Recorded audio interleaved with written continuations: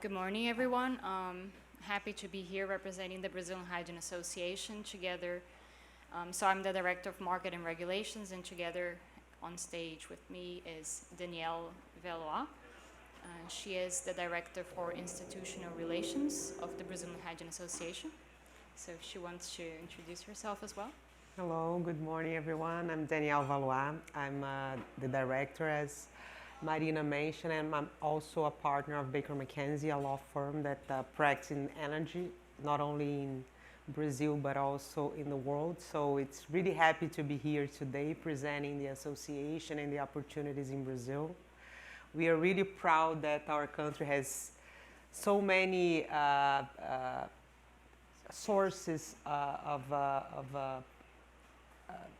energy transition technologies, not only from the technical perspective, but also from the nature perspective.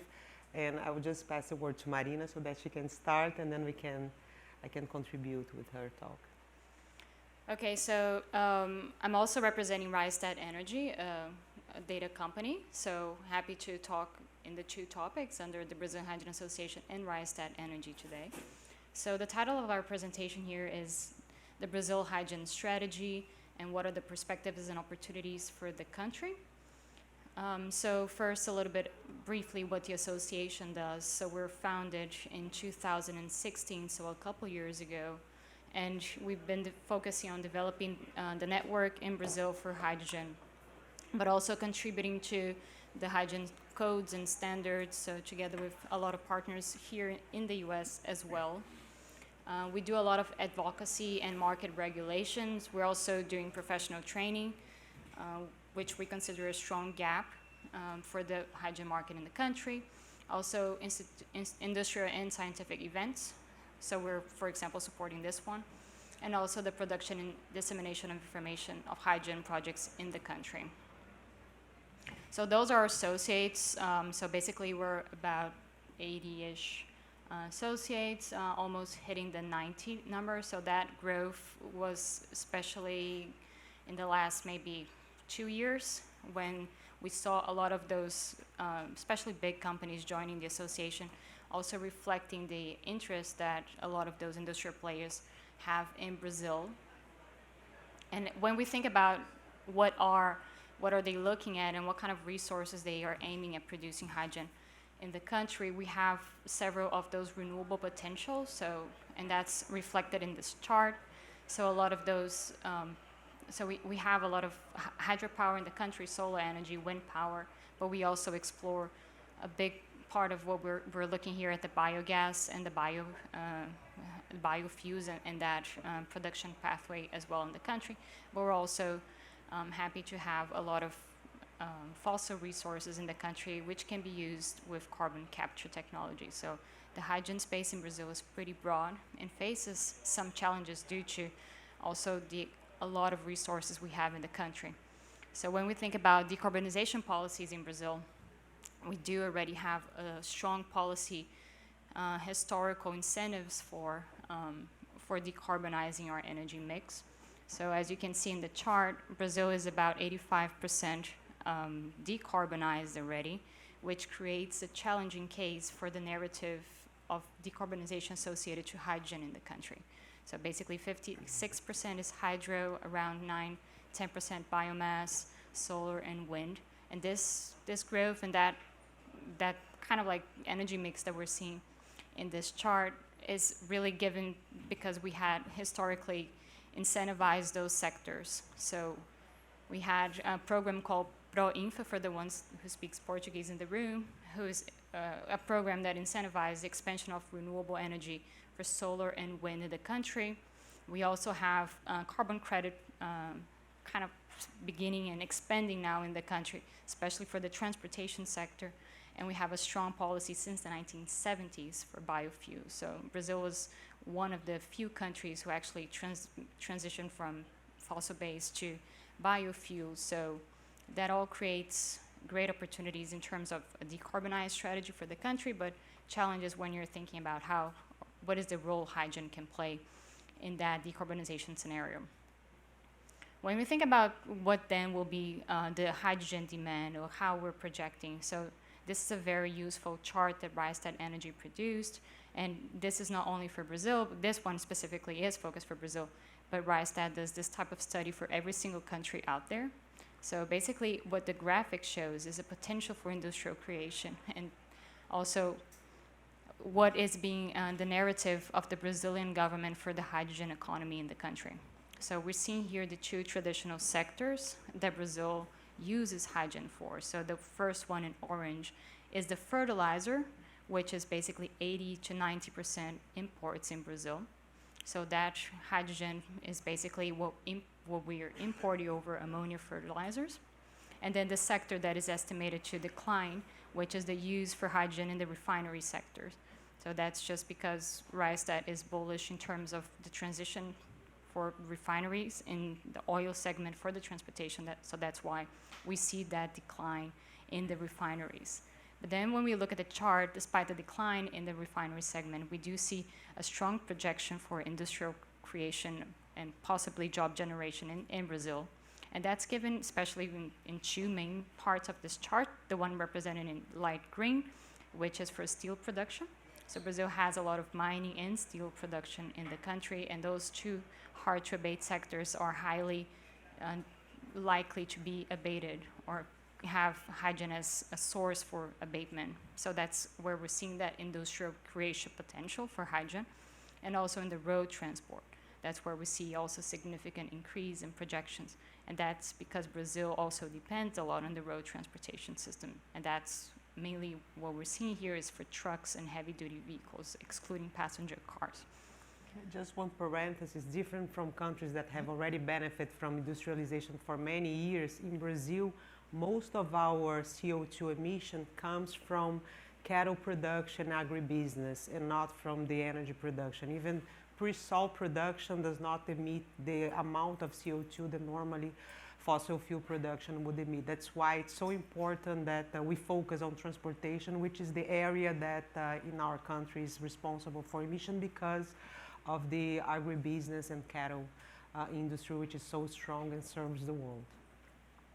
So linking to what Danielle just mentioned now, so when we're looking into that strong decarbonization background that Brazil already has with a clean energy mix versus like the possibility of demand creation, then the government created what we're calling the triannual hydrogen program.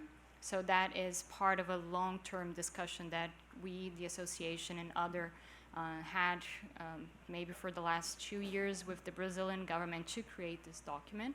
So for the ones who are familiar with how Brazil does energy planning, it comes every 3 years or every 5 years. There is a strategy that is posed for specific sectors, and we don't do long-term views. So we would rather fragment this into 5 3-year strategies. So that's the first, what you can say, Brazilian hydrogen strategy. So it's in Portuguese, you would read Programa Nacional do Hidrogênio, so Brazilian National Hydrogen Program.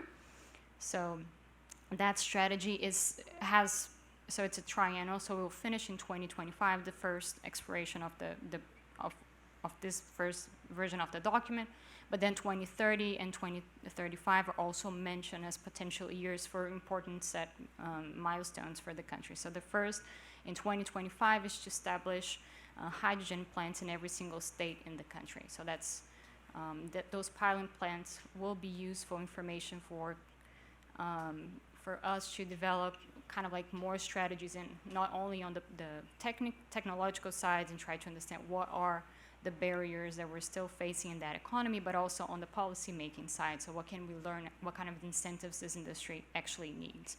Then for 2030 is to establish hydrogen competitiveness.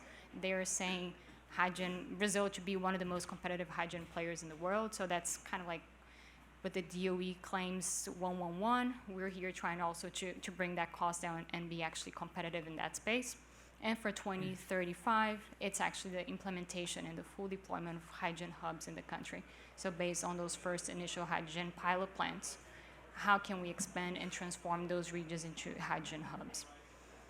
So the plan really focus on capabilities exploitation. So that means how can we learn from previous energy transitions we had in the country? So how can we benefit, so how can hydrogen benefit from existing policies that are in place for renewables and biofuels especially, but also how can we create competencies for other segments that are absent in the country, especially when we look in chemical sectors such as the fertilizer one.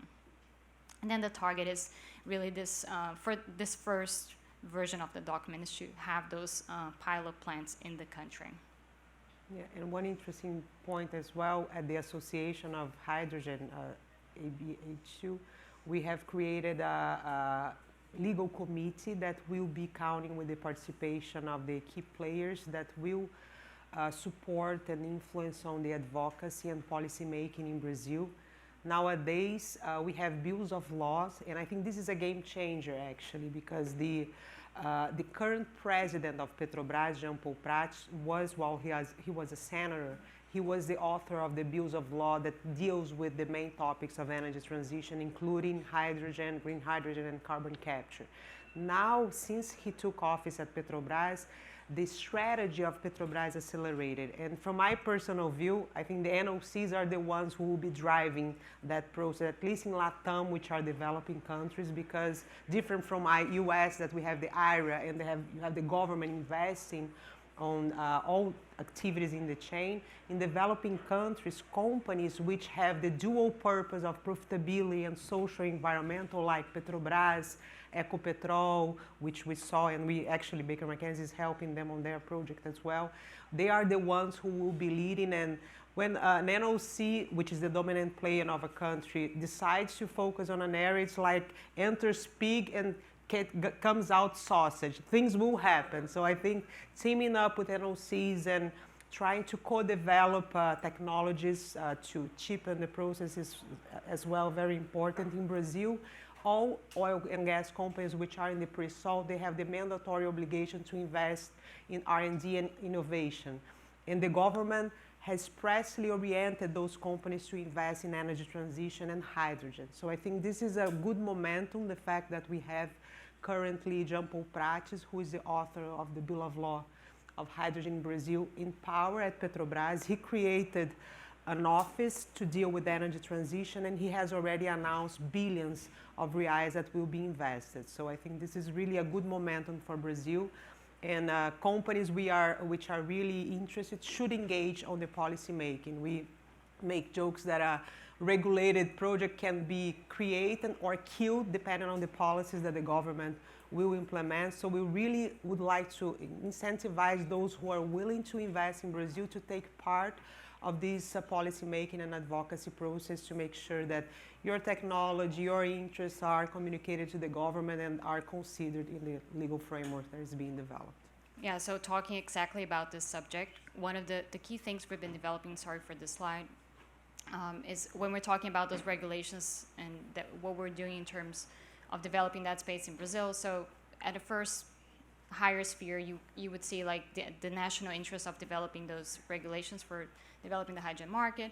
And then we were going to face maybe three other aspects that are not necessarily under the same level of administration. So it will be global decarbonization issues, technology adaptability and availability in Brazil, and also international trade, hydrogen international trade. And then three other things like coming directly related to those, which is norms and standards, certification schemes, and also CO2 accounting. And those three things we've been partnering with very relevant kind of studies and development. So the first one for norms and standards, Brazil is co-leading the ISO TC 197. So for the ones who don't know, that's a norms and standards for hydrogen. For certification, we have a local partner, which is the Chamber of Electricity in Brazil, who will be likely to regulate those certification schemes in the country. And for CO2 accounting, as most colleagues here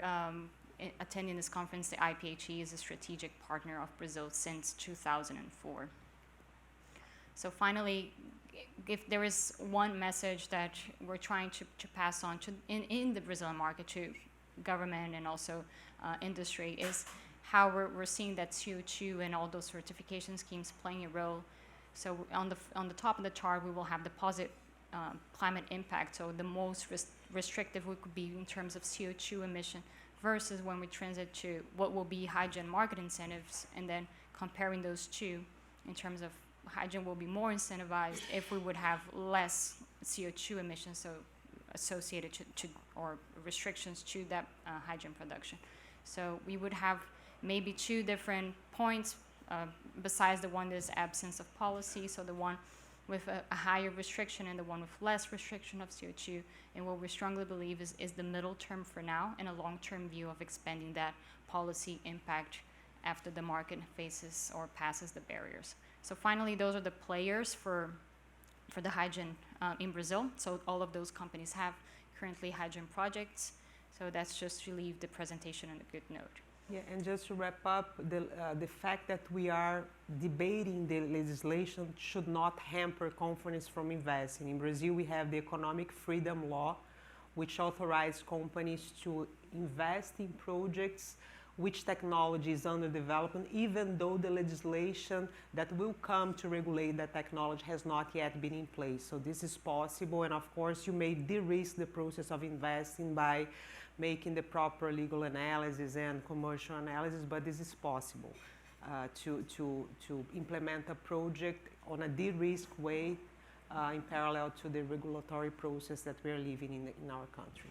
Yeah, so thank you very much. We're going to be outside if there are any questions. Thank you so much.